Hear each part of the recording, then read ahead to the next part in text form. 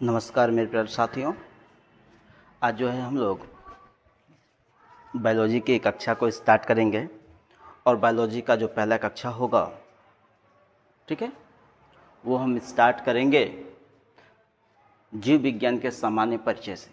ठीक है, याद रखिएगा इस चैप्टर से बहुत सारे क्वेश्चन पूछे जाते हैं। ठीक है, उन्हें हम जो है बहुत बढ़िया से देखेंगे और उनका जो है अच्छे से अध्ययन करेंगे। ठीक है, आप लोगों ने बहुत जगह पे पढ़ा होगा, लेकिन एक बार जो है इस क्लास को भी आप लोग देखिएगा। क्लास को देखने के बाद आपको बहुत ही अच्छा रिजल्ट भी देखने को मिलेगा। ठीक है, आइए देखते हैं, हम लोग प्रारंभ करते हैं जीव विज्ञान के सामान्य परिचय से। ठीक है, चलिएगा। सभी लोगों को दिख रहा होगा बढ़िया से? नहीं भी दिख रहा होगा तो बातों को सुनने का, समझने का प्रयास करिएगा। ठीक है, आइए बात करते हैं। सबसे पहले जीव विज्ञान के सामान्य परिचय की बात करेंगे हम लोग। तो सबसे पहले यहाँ पे देखा जाएगा कि ये परिभाषा के तौर पे क्या परिभाषित कर रहा है। तो परिभाषा में देखेंगे, जीव विज्ञान विज्ञान की वह शाखा है, जीव विज्ञान विज्ञान की वह शाखा है जिसके अंतर्गत समस्त सजीवों अर्थात जीवधारियों का विस्तृत अध्ययन किया जाता है। ठीक है, यानी कि जीव विज्ञान के अंतर्गत समस्त सजीव यानी कि जितने भी जीवित हैं जीव, उन्हीं का अध्ययन किया जाता है। ठीक है, तो यह हमारे जीव विज्ञान की परिभाषा हो गई, यानी कि जिसके अंतर्गत सजीव ना जीवधारियों का अध्ययन किया जाता है, उसे ही हम क्या कहते हैं? जीव विज्ञान कहते हैं।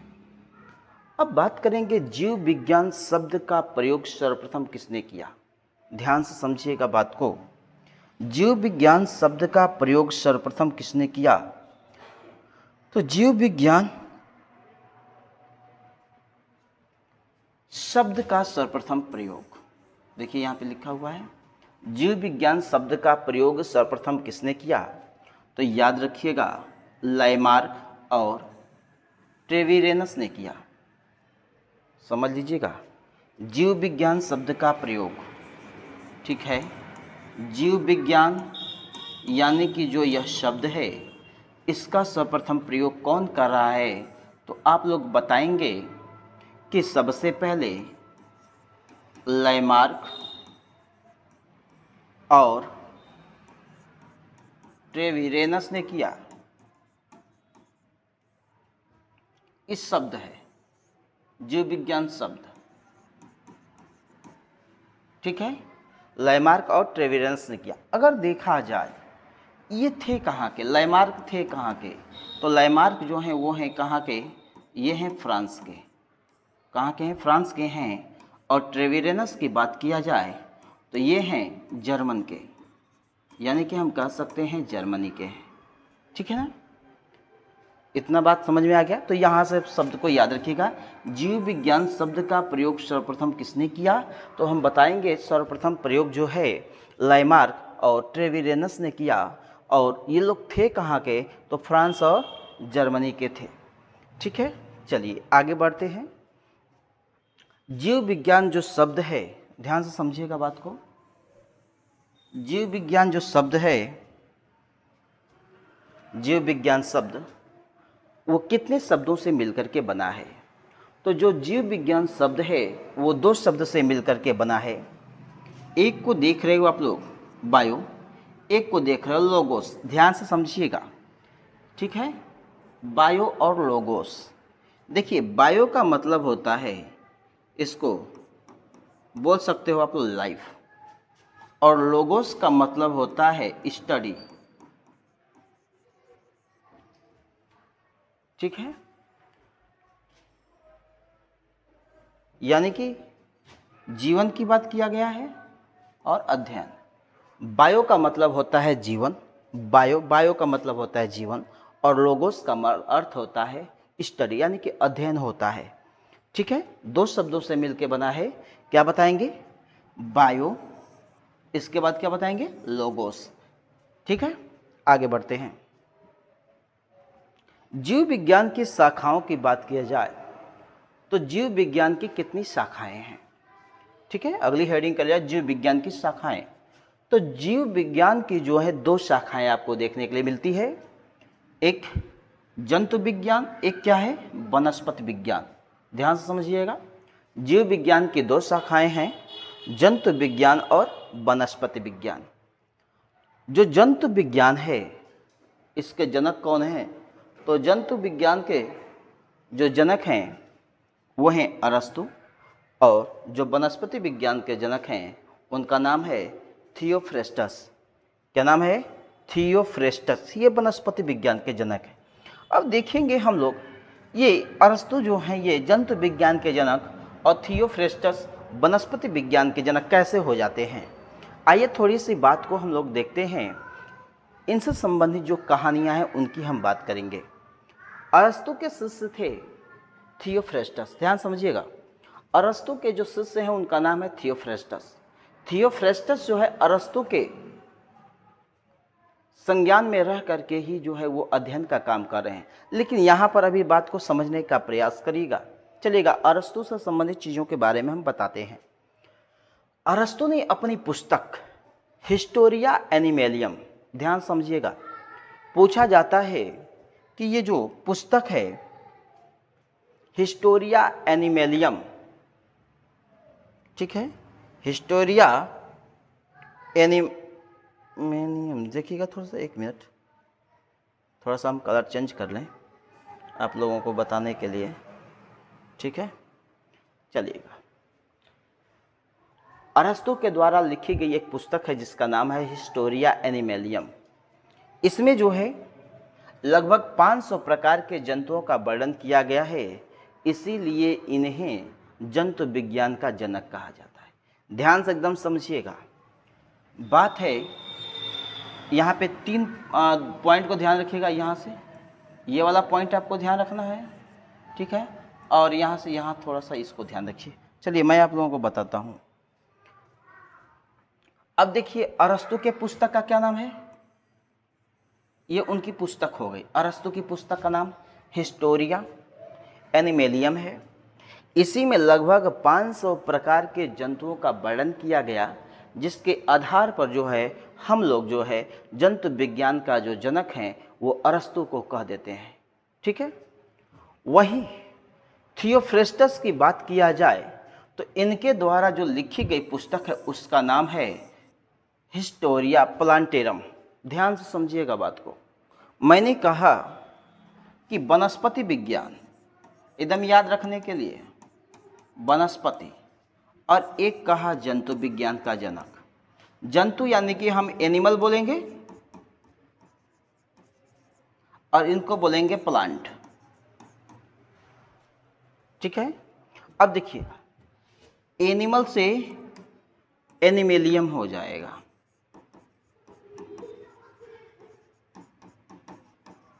समझे बात को। एनिमल से क्या होगा? एनिमेलियम होगा, और बात करेंगे प्लांट से जो है प्लांटेरम हो जाएगा।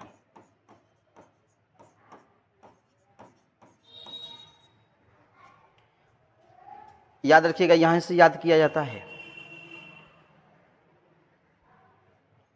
याद करने का तरीका है, वनस्पति विज्ञान का जनक थियोफ्रेस्टस। वनस्पति को इंग्लिश में क्या कहते हैं? प्लांट कहते हैं, और प्लांट से ही क्या बनेगा? प्लांटेरम। तो थियोफ्रेस्टस द्वारा लिखी गई जो पुस्तक होगी उसका नाम क्या होगा? Historia plantarum. और जंतु मतलब एनिमल, एनिमल मतलब जंतु होगा। और अगर यहाँ पे देखेंगे तो एनिमेलियम किसके द्वारा लिखा जा रहा है? तो अरस्तु के द्वारा लिखा जा रहा है। तो इन्हीं में जो है ये लोग जो है इसमें 500 प्रकार के जंतु का इन्होंने वर्णन किया, जबकि इस पुस्तक में जो है 500 प्रकार के वनस्पतियों के बारे में थियोफ्रेस्टस ने कहा, जिसके कारण वनस्पति विज्ञान का जो जनक हो गए वो थियोफ्रेस्टस हो गए, और जंतु विज्ञान के जो जनक हो गए वो कौन हो गए? अरस्तु महोदय हो गए, ठीक है। चलिएगा, अब आगे चलते हैं। तो यहाँ से जिनको समझना होगा जान लीजिएगा। जंतु विज्ञान, ठीक, क्या जनक जो है कौन है? अरस्तु है। जंतु विज्ञान के जो जनक है कौन है? अरस्तु हैं। और जीव विज्ञान के जो जनक हैं अरस्तु हैं। जंतु विज्ञान के जो जनक हैं वो भी कौन है? अरस्तु ही हैं। वनस्पति विज्ञान के जनक कौन हैं? थियोफ्रेस्टस हैं। और कोशिका विज्ञान के जनक रॉबर्ट हुक हैं। ठीक है, रॉबर्ट हुक है। चलिए आगे बढ़ते हैं। यहाँ हो गया होगा, आप लोगों को नोट कर लिया होगा। आगे बढ़ते हैं। जीवधारियों का वर्गीकरण, क्लासिफिकेशन ऑफ लिविंग ऑर्गेनिज्म। ठीक है, अब देखिए बात करेंगे सबसे पहले जो यानी कि सबसे जो छोटी इकाई होती है वो क्या होती है? कोशिका होती है। और कोशिका के समूह से क्या बनता है? कोशिका का समूह से ही बनता है ऊतक, और ऊतक से बनता है अंग, अंग से बनेगा अंग तंत्र, इससे बनेगा क्या? जीव का निर्माण होता है। तो जीव का विकास किस क्रम में होता है उसी के बारे में यहाँ पे बात किया गया है। तो सबसे पहले याद रखिएगा, यहाँ से ये होता है सेल यानी कि कोशिका। इसके बाद टिश्यू आएगा जिसको हम लोग ऊतक बोलते हैं, यानी कि कई कोशिकाओं के समूह से मिलकर बनी होती है। और ऊतक से ही किसका निर्माण होता है? तो ऊतक से अंग का निर्माण होता है। अंग से किसका निर्माण होता है? तो अंग से अंग तंत्र का निर्माण होता है। और अंग तंत्र से ही किसका निर्माण हो जाता है? जीव का। ये क्रम जो है पीसीएस के भी एग्जाम में जो है बहुत बार पूछा गया है।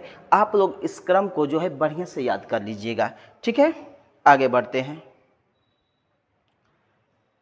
जीवधारियों के वर्गीकरण की बात किया जाए तो जीवधारियों के वर्गीकरण के संबंध में जो है बहुत से लोगों ने अपना अपना मत दिया हुआ है। ठीक है, चलिए हम लोग देखते हैं इसमें क्या क्या लिखा गया है, कैसे लिखा गया है। ठीक है, देखते हैं जीवधारियों का वर्गीकरण। तो जीवों के आधुनिक वर्गीकरण की शुरुआत कैरोलस लिनियस ने किया। कैरोलस लिनियस को ही वर्गीकी का पिता कहा जाता है। ठीक है, ये बहुत बार प्रश्न किया हुआ है कि वर्गीकी का पिता किसे कहा जाता है। तो हम लोग बताएंगे वर्गीकी का जो पिता है वो कैरोलस लिनियस महोदय हैं। उन्हीं को जो है वर्गीकी का पिता कहा जाता है। आधुनिक वर्गीकी का पिता किसे कहा जाता है तो उस कंडीशन में भी हम बताएंगे कि आधुनिक वर्गीकी का पिता भी जो है कैरोलस लिनियस को ही कहा जाता है। ठीक है, अब देखिए यहाँ पे इसको मैं और भी विस्तार से बताऊंगा, पहले बात को समझ लेते हैं। अब देखिए इन्होंने वर्गीकी के 3 स्टेप को बताया। किसी भी जीव का वर्गीकरण करना होगा तो 3 स्टेप जानना होगा। सबसे पहले उसका पहचान करिए, उसके बाद जो है उसका वर्गीकरण करिए, उसके बाद उसका नामकरण कीजिए। अगर देखेंगे इंग्लिश में तो सबसे पहले जो है आइडेंटिफिकेशन करिए उसका, उसके बाद क्लासिफिकेशन कीजिए और उसके बाद जो है नॉमक्लेचर कीजिए। ठीक है, अब देखिए यहाँ से अब जो है समझिएगा बात को कि कैरोलस लिनियस की एक पुस्तक है जिसका नाम है सिस्टेमा नेचुरिया। ठीक है, याद रखिएगा सिस्टेमा नेचुरई ये भी बोलते हैं इसको। इसमें क्या किया गया है कि सिस्टेमा नेचुरई में जो है नेचुरई, देख रहे ना इंग्लिश है, थोड़ा सा हिसाब से पढ़िएगा। नेचुरिया भी बोल देते हैं लोग इसको, ठीक है ना। तो इसमें जो है इन्होंने जो है समस्त जीवों को, ध्यान समझिएगा, समस्त जीवों को इन्होंने 2 भागों में विभाजित किया। कैरोलस लिनियस ने समस्त जीवों को कितने भागों में विभाजित किया तो बताएंगे समस्त जीवों को जो है 2 भागों में विभाजित किया। ठीक है, एक है पादप जगत, एक है जंतु जगत। तो पादप जगत मतलब पेड़ पौधे, तो यानी कि प्लांट किंगडम हो जाएगा, और जंतु जगत का मतलब हो जाएगा एनिमल किंगडम। ठीक है, अब देखिए आगे बढ़ते हैं।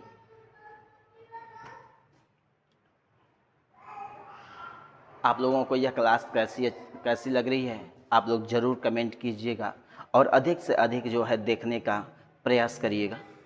ठीक है, लाइक शेयर करते रहिएगा जिसकी वजह से मुझे भी कुछ मोटिवेट होने का जो है मौका मिलेगा। ठीक है, मैं आप लोगों को जो है और अच्छी जो यानी कि सब्जेक्ट से संबंधित जहाँ पर भी समस्याएं होंगी ना, उनसे रिलेटेड मैं चीज़ों को आपके सामने प्रत्यक्ष तौर पे रखूँगा और अच्छे से जो है समझाने का प्रयास करूँगा। ठीक है, यहाँ पर हो गया। अब देखिएगा, कैरोलस लिनियस ने क्या किया कि दो भागों में विभाजित किया। ठीक है, पादप जगत और जंतु जगत। अब वहीं पर देखा जाएगा अर्नेस्ट हैकल की बात किया जाए, पॉइंट लिखते रहिएगा।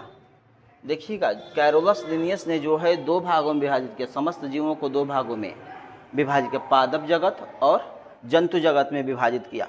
वहीं अगर हम बात करें अर्नेस्ट हैकल की, तो अर्नेस्ट हैकल ने क्या किया कि इसे तीन भागों में विभाजित किया। एक हो गया पादप जगत, दूसरा जंतु जगत, और तीसरा जो उन्होंने विभाजित किया उसका नाम था प्रोटिस्टा। बहुत ही महत्वपूर्ण है प्रोटिस्टा। ठीक है, याद रखिएगा, अर्नेस्ट हैकल ने जो है समस्त जीवों को तीन भागों में विभाजित किया, पादप जगत, जंतु जगत और प्रोटिस्टा के रूप में विभाजित किया। अब देखिए, R.H. व्हिटकलर की बात किया जाएगा, R.H. व्हिटकलर की बात किया जाए तो इन्होंने जो है समस्त जीवों को जो है पांच भागों में विभाजित किया, पादप जगत, जंतु जगत, प्रोटिस्टा, मोनेरा और कवक। ठीक है, पांच भागों में पादप जगत, जंतु जगत, प्रोटिस्टा, मोनेरा और कवक, इन्हीं पांच भागों में जो है इन्होंने विभाजित किया, जिसका नाम है व्हिटकलर। अरस्तु ने भी दो भागों में विभाजित किया था। अब मोनेरा संघ की बात किया जाएगा, मोनेरा है क्या। ठीक है, तो देखिएगा, इस जगत में सभी प्रोकैरियोटिक जीव, यानी कि जीवों की बात किया जाए तो यूकैरियोटिक और प्रोकैरियोटिक दो तरह के जो है जीव होते हैं। तो इसमें देख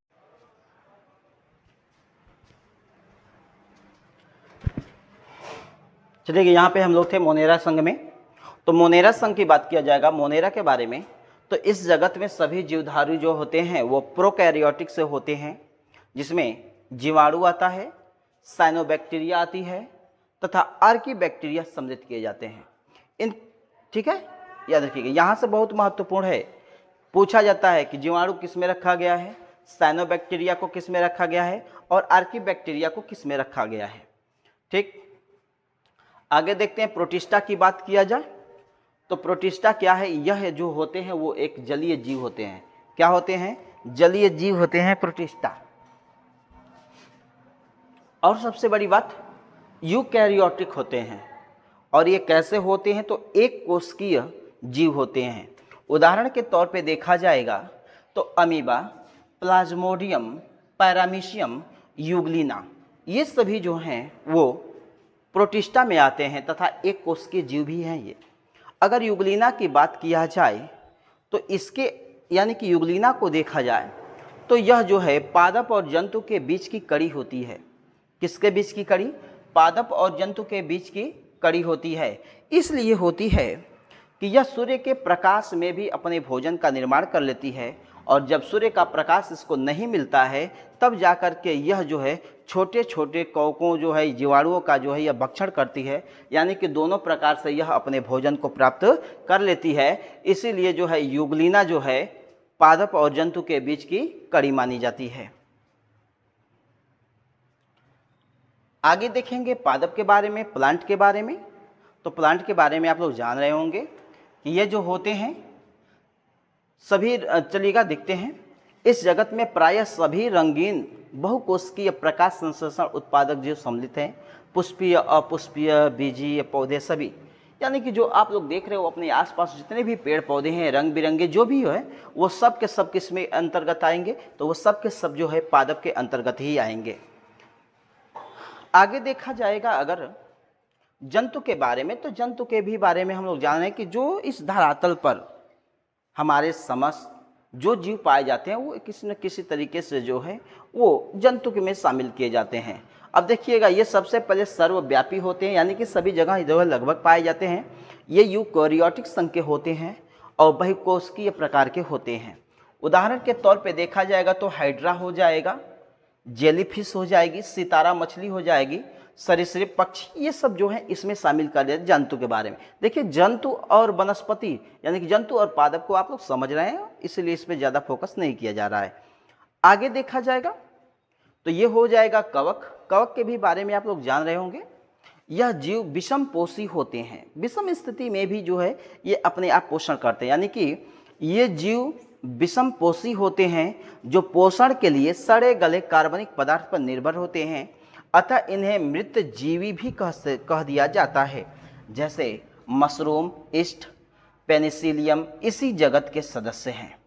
ठीक है, तो ये जो है कवक हैं। कवक को हम लोग आगे इसका विस्तार से और अध्ययन करेंगे जब कवक से होने वाले रोगों के बारे में हम लोग जानेंगे।